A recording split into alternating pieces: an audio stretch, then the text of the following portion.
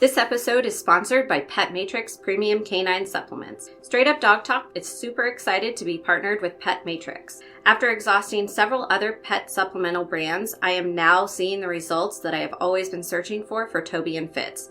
Pet Matrix supports all three pillars of canine wellness using their cell matrix delivery. It delivers nutrition directly into the cell. If you're looking for a supplement that pairs with nature and science, look no further and get your dog on Pet Matrix today. Welcome to Straight Up Dog Talk, a new kind of podcast where no topic is off limits.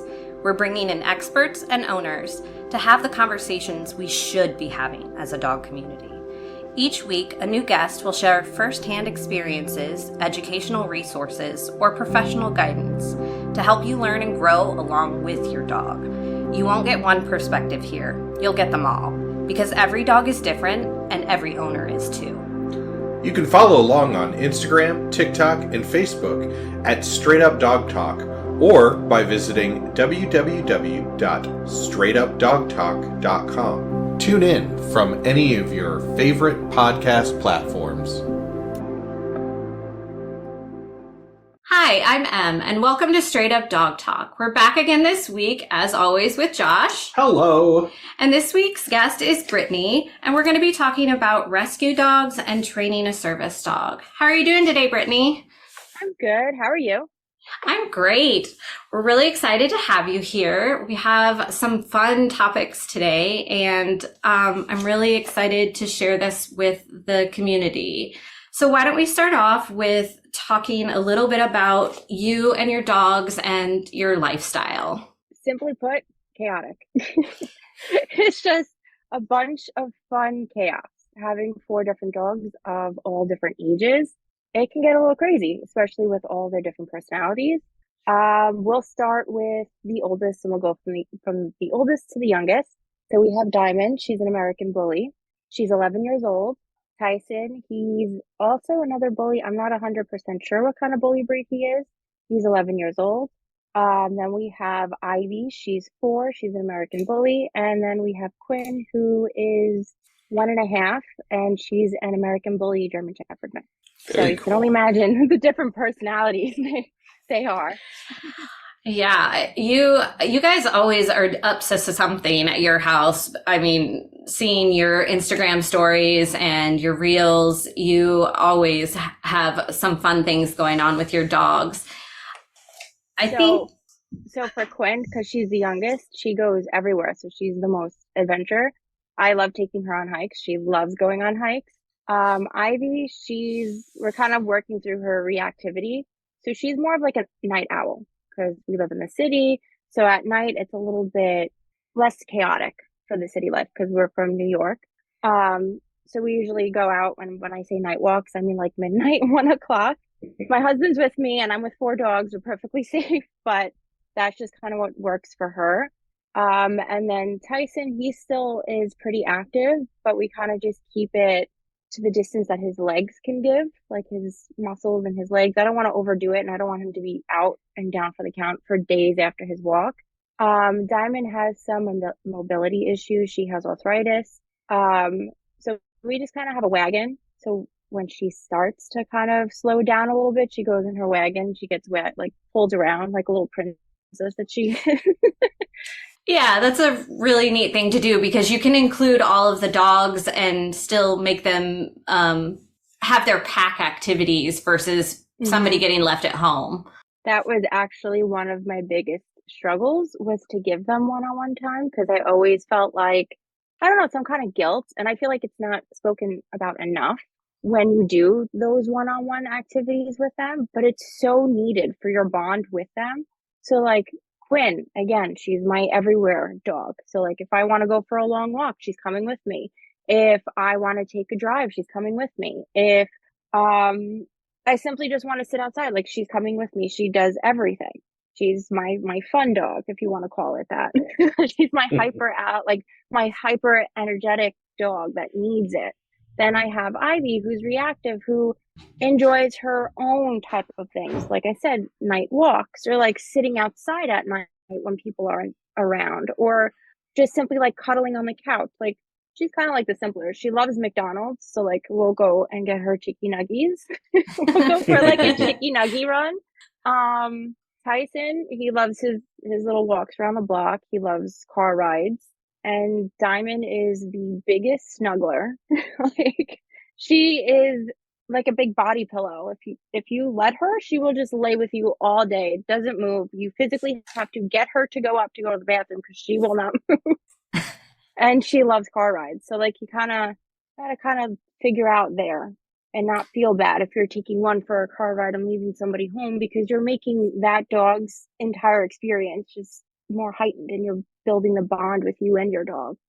Exactly. And you are right. That is something that does not get talked enough about on social media or in, any dog communities that I've really been in, up until creating this one.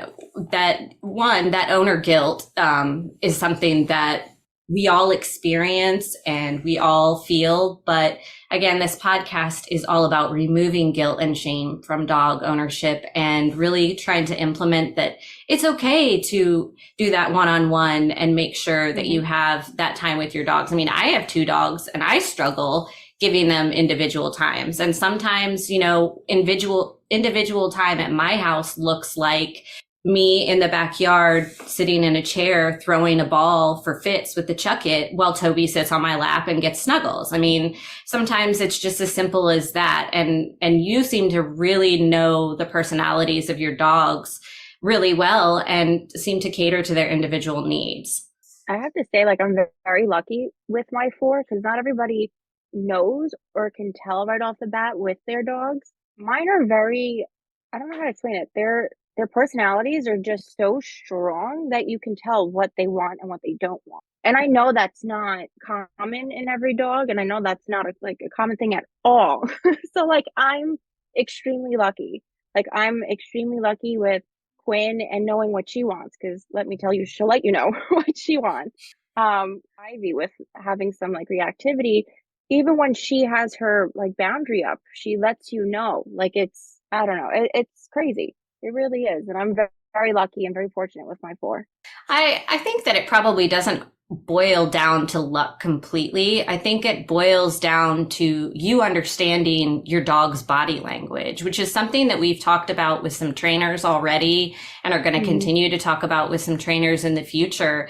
But you really have seemed to have locked into that and are in tune with your dogs and their needs and able to read their body language. I know from watching your content that you do put that time and effort in with your dogs. And I think that it's incredible to see relationships and how each of your individual relationships are with your dogs.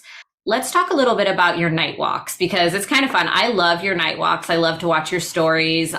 You've shared some things privately with me when you're on your night walks, just to give me some extra behind the scenes stuff. And I love what you do with these night walks. So tell everybody a little bit about the collars that you use and where you go. Okay. So my husband actually found their light up collars on Amazon. We've been using these light up collars for the last, I don't know, like 6 years. Like that's how invested we are with these collars. They're USB, so you just plug them in. They light up, so you can see them. 2 of my dogs are brindles. I don't know if you know what a brindle is. It's like that dark. Well, it can come in different colors, but they're dark brown and tan. You're not seeing them at night. Like there's no way that you can see them at night. And these collars, so bright that you can literally see if they're walking on the sidewalk, you can see 2 squares ahead of them and 2 squares behind them. Like it's pretty bright. They each have their own color because I'm color coordinated. I'm color coordinated. So the youngest is purple. That's Quinn. Ivy is green. Diamond is pink, and Tyson is white. We give him white because he gets lost in all the bushes every time.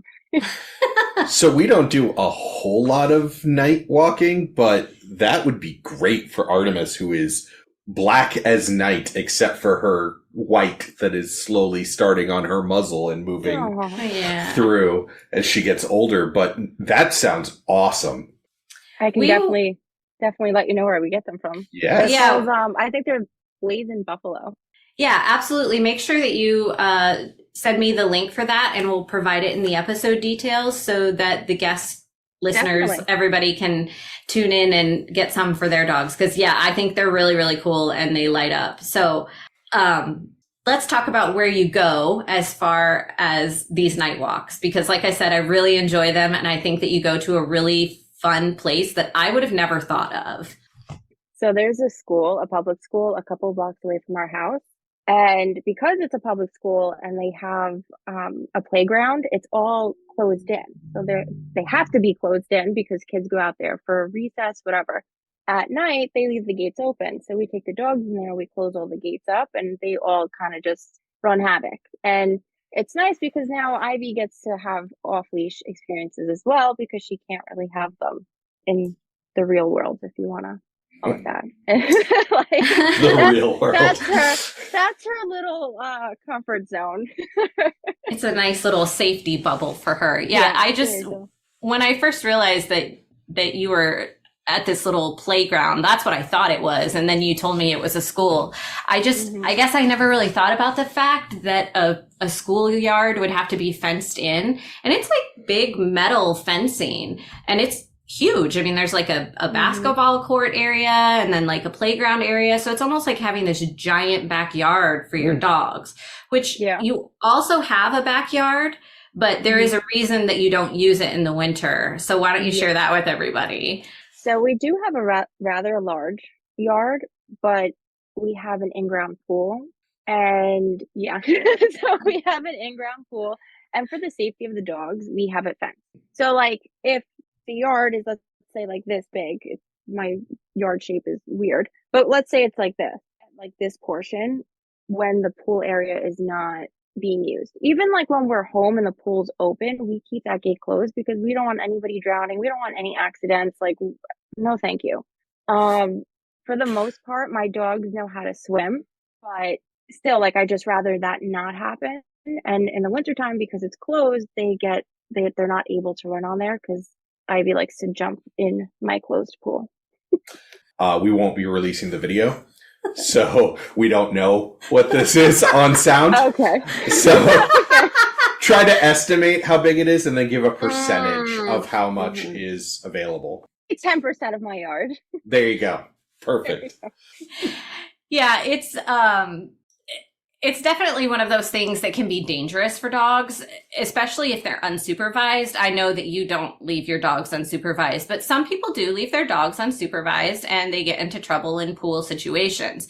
But when a pool is empty and a dog is jumping down into it, I mean, that's a recipe for danger. I mean, she could break a limb and get stuck in there and you wouldn't know until, you heard her crying or whatever the situation might be. But again, I know you don't leave your dogs unattended. So actually how that fence came about was because my house is my mother-in-law's house and like it's been passed down. So it was like his grandmother's house. So it's like been passed down generation to generation. One of her elder dogs, he was, I believe, a beagle. He no longer could see. And she was literally in the kitchen where there's a window. Yeah. And he unfortunately drowned. And like, she was right there. And then after that, she was like, we're putting up a fence. Like, we're never having this ever again.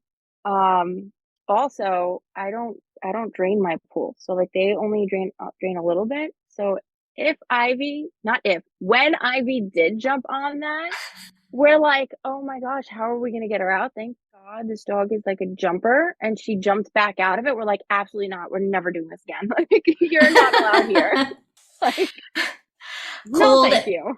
Cold and dangerous. And yes, I know we live in the Midwest, so we know that you don't drain the pools all the way because it can crack the pool. It can make the pool come up out of the ground. So yeah, it really truly is a recipe for disaster. Mm-hmm. It's definitely one of those safety hazards. So let's talk a little bit about the dogs just in general, because I know that you rescued all 4 of them. So could you just tell us a little bit about each of their rescue stories? Sure. So Diamond was my dog from before my husband and I. So I adopted her when I was 18. She's a white American bully. I don't think I told you that she was white, but this is key fact in this story. So she's white. I originally went to Heavenly Angels to go look at puppies. I had my heart set on a blue nose pit bull. Like they're my favorite. Like they are gorgeous. You can't tell me otherwise. Like I love them. There was a litter of like newborn, beautiful, like blue nose pits with the white down there, coming down the snout, like little white paws, the whole nine. So cute. And this one worker wouldn't stop talking about this dog named Diamond, to the point that I was just like, please just show me her so I could get this woman to shut up, because like I'm in love with these puppies and she won't stop talking to me about this dog named Diamond. So now she takes me over to the cage. What they use in their cages is newspaper. So like, I don't know if you know, when you touch newspaper, like you get that residue on your hands. Okay. So now imagine you have this dog, a white dog, sitting on newspaper. Okay. You can only imagine like the shape that this dog look like. So I look at her and I'm like, okay, she's cute. Like I pet her through the cage. I was like, all right, I want to go back to the puppies. And again, wouldn't stop talking about Diamond. So I was like, oh my gosh, take her out of the cage. Like I'll just say hi to her. Like, will it make you stop? Like, oh my God. So she takes her out. We're in front of the facility. I bent down to pet her and she's telling me like her backstory. She basically was 9 months old. She was surrendered by two young girls. They surrendered her due to allergies, but like over time they realized it was from them beating her, and they probably didn't realize how much work a puppy was. So they brought her back and was like, oh, allergies. Upon testing for allergies, she just has environmental allergies, which wouldn't go with the bruising that she had, and like the body wounds and things of that nature that she had been dropped off with. As she's telling me the story, I bent down to pet her and she hugged me, and I was like, oh, I'm taking this dog. And I will never forget, my mom's reaction was, out of all these dogs, this is the one that you want.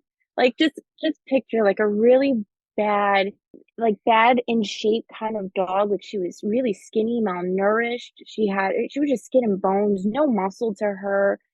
She was developing arthritis from sitting in a cage for so long. Like she was just really bad. Like even her teeth were kind of like filed down, like her front teeth from trying to get out of the cage. She was just in horrible, horrible condition. And I was like, Mom, she hugged me. Like she chose me. Yep, she I'm sure like, did. I have to bring this dog home. Like I'm not leaving here without her. And sure enough, that was it. That was my first dog that I adopted on my own. My first responsibility. There is something just ineffable. Like you can't explain it to somebody that's never owned a pet and never just met a pet. Like you can't even compare it to people, because like people can turn you off. Like, but my wife, when our current dog Artemis, the first time that she came just for a house visit, like it was instantaneous, and like they took, it was just a house visit. So when they left, like my wife was crying at the possibility that we wouldn't, adopt this dog. So yeah, I totally get it. I feel. Yeah, some bonds are just like that. Some bonds are just super quick, instantaneous, and, listen to it. Exactly. I mean, that's the same thing that happened with when I got Cajun. I was in my 20s and hadn't planned on getting a dog, and accidentally stumbled onto a PetSmart Charities, and there he was. And the lady had said that he hadn't reacted or was not interested in anybody, but he was interested in me, and that was it for me. He chose you. He did. So what about Tyson? Let's hear his story. So Tyson is my husband's from before we got together. I don't remember if it was my mother-in-law's friend or if it was his friend. It was somebody like either one of theirs friend that had been walking home from work. So it was like late at night, walking through East New York, and they heard a puppy crying. So they kind of checked around and was like, all right, where are these like whimpers coming from? Like, I don't see it. They wound up going into the dumpster and finding a box of two puppies, which would be Tyson and his brother. They had to be the size of like a guinea pig. From me, like just looking back at pictures, they were the size of a guinea pig. So I'm not sure how old he was, maybe a few weeks old. I'm not sure. They wound up calling my mother-in-law, Darlene, and was like, I just found these puppies. She was like, bring them to me. Like, she's like, I'm getting up. I'm putting clothes on. Bring them to my house. I'll figure out what to do with them. She wound up keeping Tyson. Obviously, 11 years later, he's well loved. And she rehomed his brother to a very good home. Unfortunately, they lost connection, but he did go to a very, very good home. That's a sad story with a good ending too. So we're 2 for 2 on that. Let's talk about Ivy. Okay. Well, I'm actually curveball. I'm going to talk about Quinn because Quinn was the one. Quinn came before first. Ivy. Yep. Okay. Let's talk about Quinn. Quinn, actually, my husband and I were looking into getting a puppy because our 2 at the time, I believe they were 9. Yeah, because it was 2 years ago. So they were about like 9 or 10. And I was like, oh, we need to keep them young. Also, at the time, my mother-in-law was still living in New York. She moved to Florida, which is why we took over her home. So Diamond and Tyson were always a part of a pack because she had 4 dogs. So they were always in a pack. So she was worried when she was leaving. She's like, Tyson's never not been in a pack. Like, he doesn't know what it is just to be with Diamond. So like, she was a little worried and she was like, oh, okay. As soon as she heard that we were looking for puppies, she's like, great, awesome. I love this. My dog that I've always wanted since I was little was a Doberman. Like, that is like my lifelong goal, or like my dream is to have a Doberman. So like, I finally got my husband on board and we were looking, and I looked into reputable breeders, did the whole thing. Like, it wasn't just like oh, okay, I'm looking into like breeders today and I'm gonna go buy tomorrow. Like, this has been like 6 months in the works of looking and talking and making sure that they're all on lists and like AKC listed and this and that. Like, I did all the work. Because my mother-in-law went to Florida and we were taking over her house and we were doing renovations, that was a pretty price tag. We got married, that was a pretty price tag. And then I kind of had that like realization of, do I really want a $4,000 dog? I mean, I do, but like right now, I don't think that's the best idea. Like, as much as I really wanted, I was like, I gotta be smart because this is too much. Around the same time, my mother-in-law was sending me puppies from New York Second Chance Rescue. One of the puppies in particular looked just like Diamond, like when she was younger, and she was like, oh my gosh, it's Diamond's twin. You should put an application and whatever. Her name was Mona. So I'm like, okay, like, just why not? Why not? What do I have to lose? If I don't get it, I don't get it. Not a big deal. So the way that their website is, it's a drop down. So like, you go down, it has the picture next to the name. So I'm going down the drop down. Quinn's original name was Helen. So H comes before M. So of course I see this little brindle baby and I was like, oh my gosh, something about her. Like, my heart was like, I need this dog.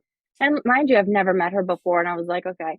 So I put it in for Helen, went through all this stuff. I kind of gave my husband the heads up, like, hey, I'm putting in this up, like, application, and that's that. He didn't really know that I was going to like all the next steps. So like, he had no idea that I got approved. He had no idea that I was getting this dog. Like, so yes, I went through all the motions. We got it approved. She was in a foster home in New York City. So I had to drive to New York to go meet her fosters to come bring her back.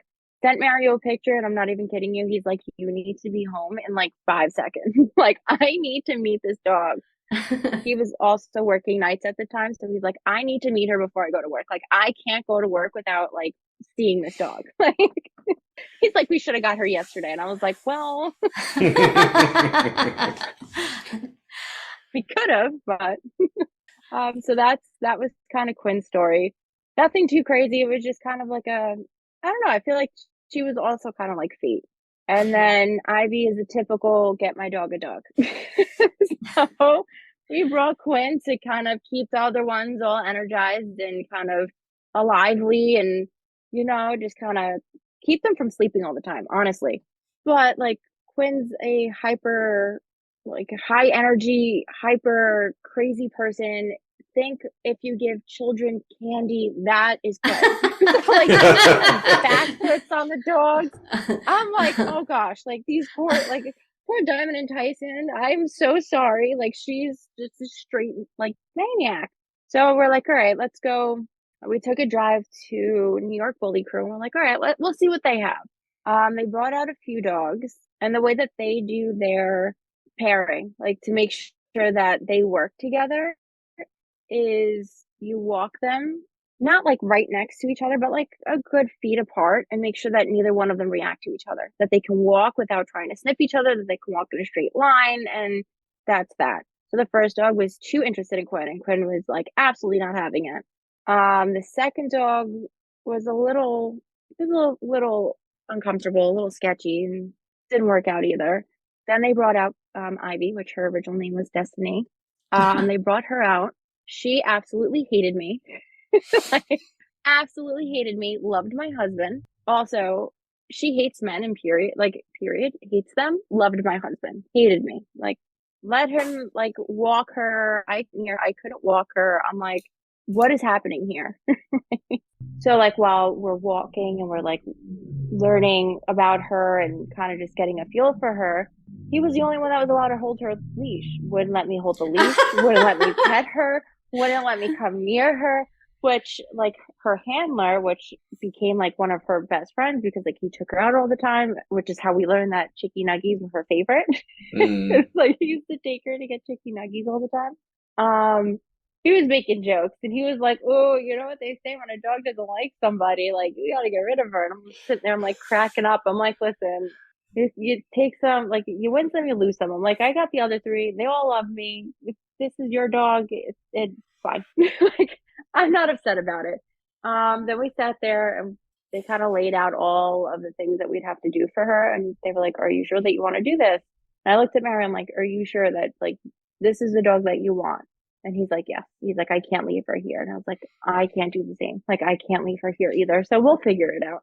Like, we'll make it work somehow. Like, two lunatics with this dog that freaking hates me. Like, I'm pretty sure I fed her chicken nuggets every day for the first, like, 3 weeks. I'm like, here's the chicken nuggets. Just love me. I would be really interested to see the statistics on rescue dogs and how many of them had bad experiences with men with beards who wore hats. Because all three of my rescue dogs, that has been triggers for all three of them. Yes, that is Ivy's triggers. So I looked up statistics for another one of our recordings, and I was actually really surprised by a statistic that we found, just because you brought this up, that the number one return rate for dogs is lifestyle changes. 50% of dogs given back are by women between the ages of 35 and 44, compared to 17% of men at the same age. And it's usually because of lifestyle changes, a lack of training, and no time to look after the dog, or a child being born. Or, lifestyle changes. Boyfriend moved in. Boyfriend's got a beard and a hat.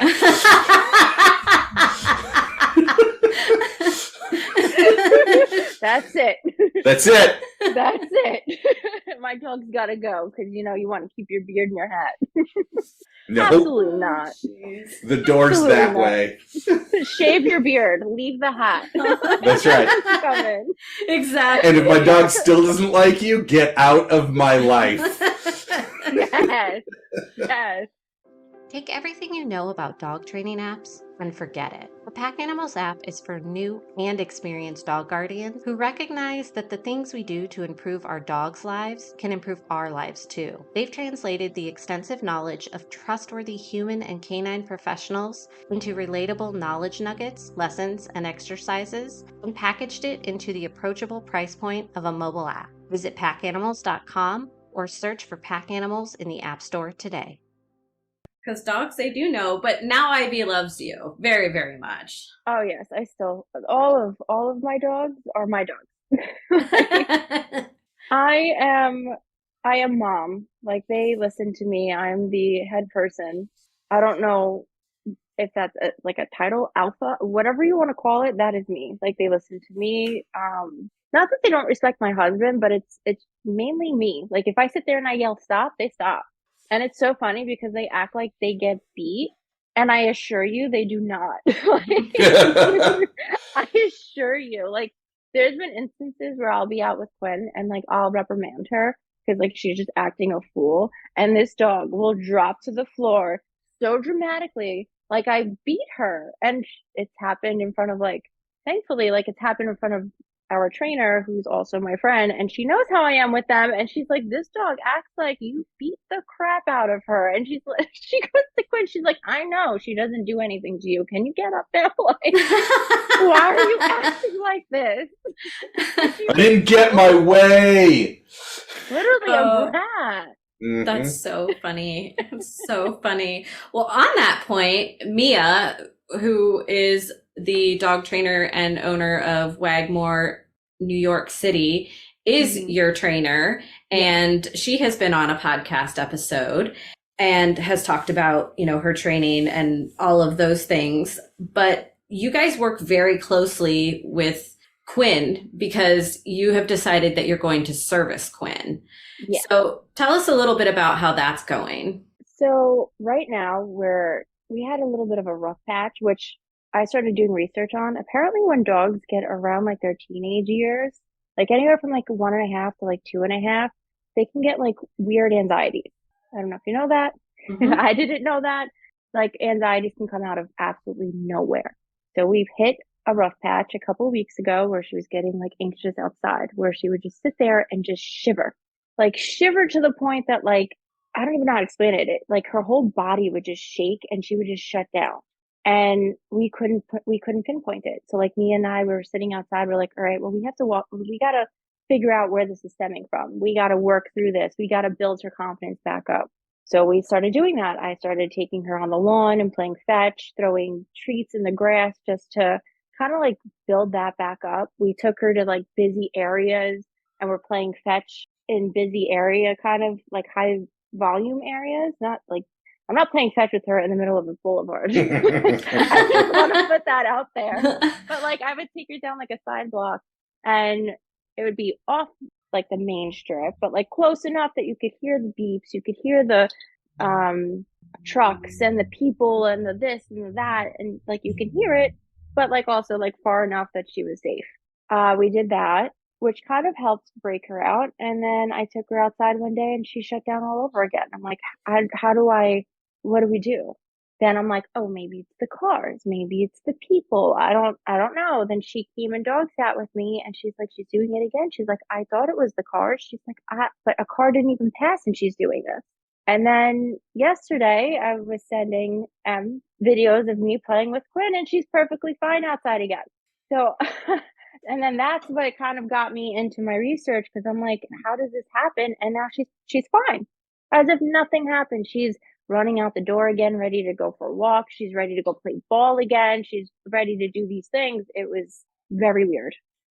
It's interesting how quickly and oddly dog behavior can change. And just for short periods of time, sometimes long periods of times, just that one little trigger can set off a whole display of emotions and behavioral issues in a dog. And I think as long as you're willing to take the time, like you are, and work through them, then you're always going to end up being successful. And sometimes it is just like, you know, the snap of your fingers, you know, a blink of the eye, and everything's okay. And maybe she'll regress and you'll have the issue come back and forth again, and maybe you'll be able to identify whatever that trigger is. But I think as long as you are working actively with her and Mia together, she will be successful. Let's talk a little bit about what you've been doing as far as servicing her and how that goes. Yes. All right. So I'm sorry, just to touch back on with Mia. So we're working with her with those anxieties. So we're kind of doing divide and conquer. So she's kind of helping me with her publicly, and I've been doing task training on my own. Which once we get her publicly, like up to par publicly, she'll kind of go over the tasks that I've been training to make sure that they're perfected and they are the way that they're supposed to, like they're supposed to be. Like I'll send her videos of me doing it with her and she'll be like, "Oh my gosh, that's great. Like, how long did that take her?" And I'm like, "I don't know, this is the third time maybe over the last week that we've tried doing this." And she's like, "That's insane." She's like, "Sometimes dogs get it quick and sometimes they don't."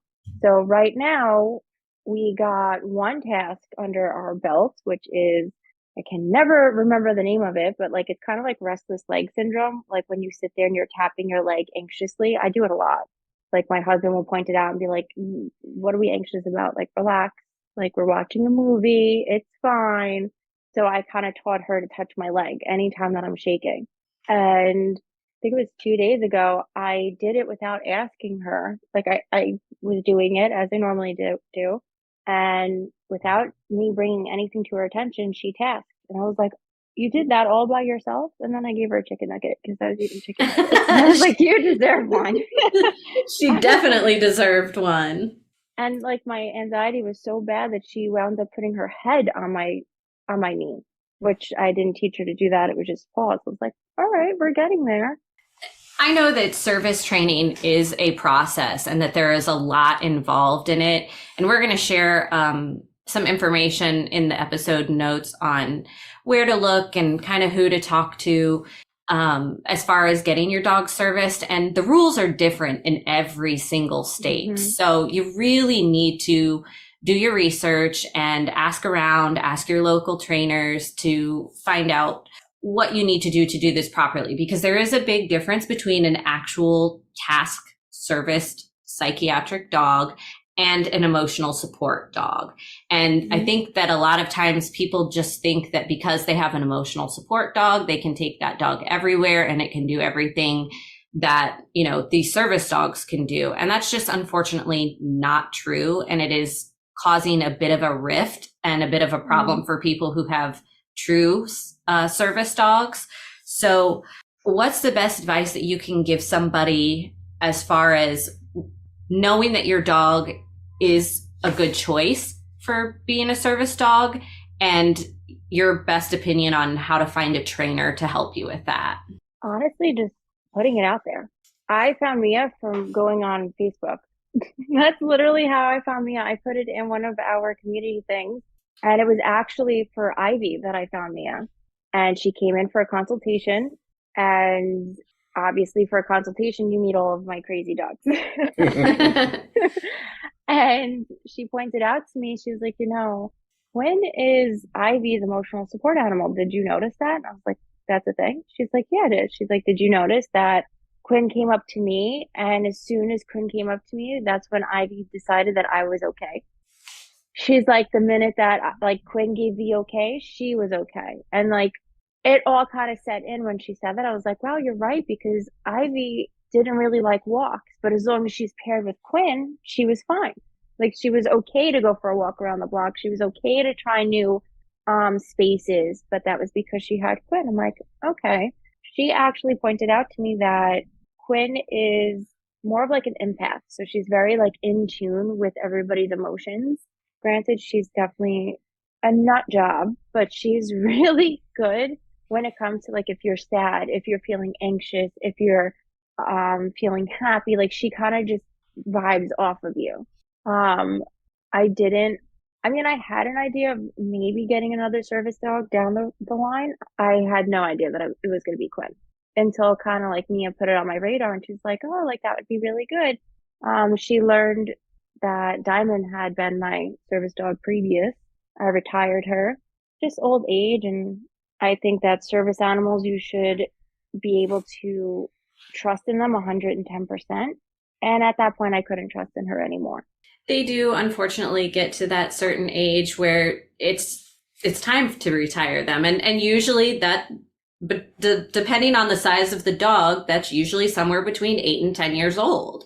So I don't think that you made the wrong choice with Diamond there. And like you said, Quinn is very in tune with you and your other dogs.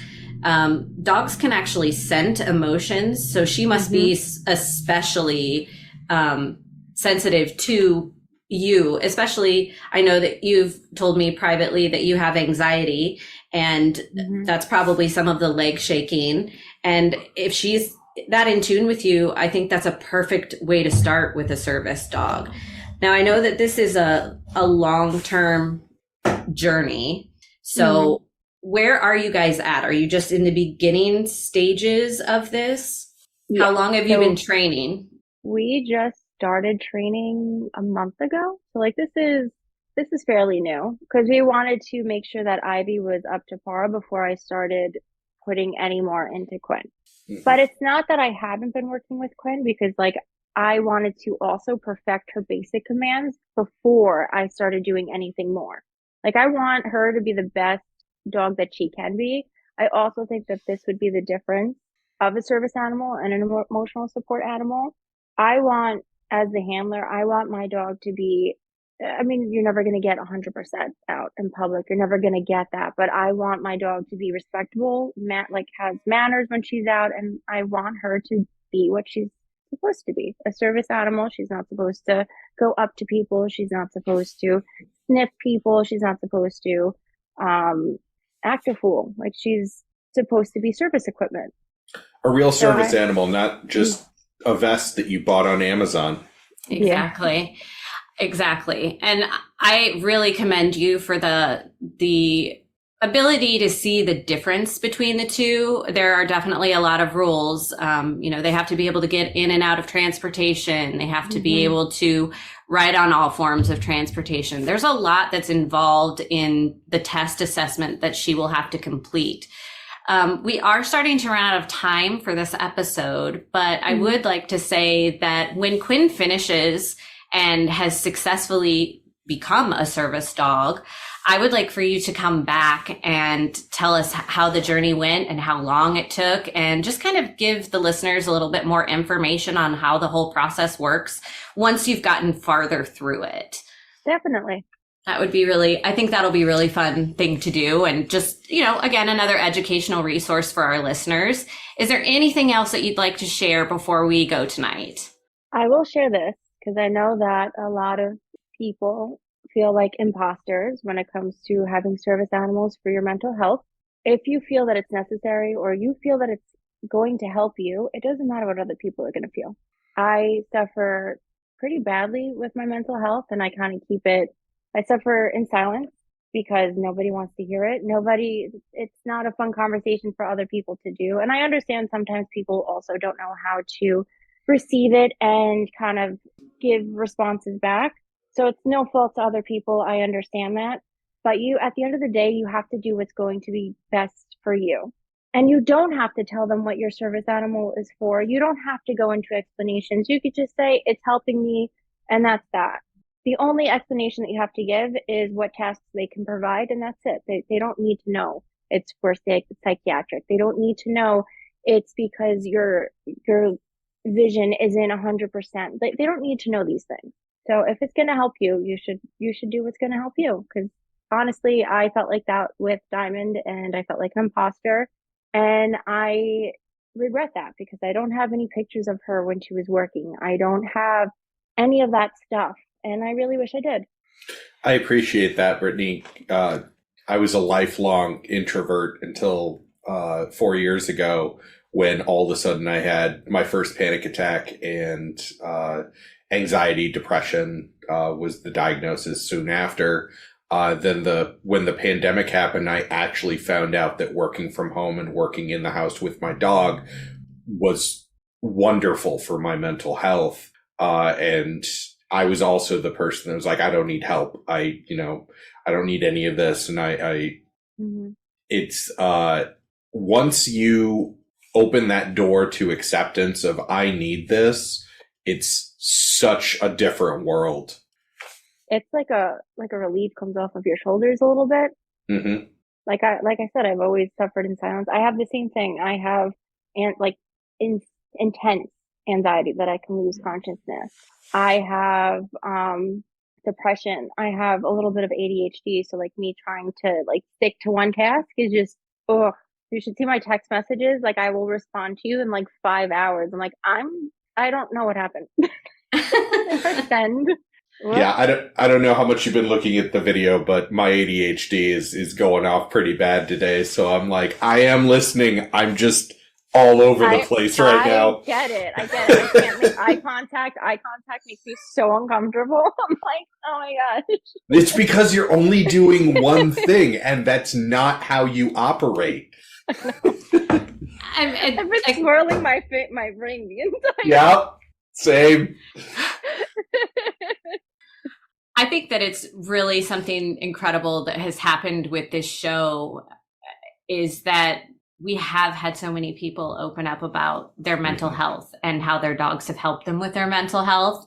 And Josh and I both have anxiety and depression. And he, like he said, he also has ADHD. And it's really, I think, helped us bond with our guests. And I truly, truly think that it just is another way that we can build this community and build this support system, because hearing you say that, you know, people don't want to hear it, I personally have also experienced that. And I'm here to say, I do want to hear it. And I'm here for you, and I'm here for all the listeners. And I truly hope that you will continue to reach out and stay in touch. And like I said, I absolutely 100% want to have you come back. And it was amazing to have you tonight. So thank you so much for being here. Yes, thank you so much for being here. And we can't wait to have you back again. And we're going to sign off for this episode of Straight Up Dog Talk. Keep your eyes peeled for the next episode drop on the socials, and we will talk to you guys next time. Straight Up Dog Talk was created by Emily Breslin. It is edited, produced, and co-hosted by Josh Wasta under the supervision of Straight Up Dog Talk, LLC, and Emily Breslin. If you're enjoying this podcast, follow or subscribe to be sure you don't miss an episode, and leave us a review on your favorite platform. Looking for more honest and relatable dog content? Check out our sister show, Unpacked, with Jerry Sheriff and Madison Simpson. Thanks for listening to Straight Up Dog Talk. See you next week.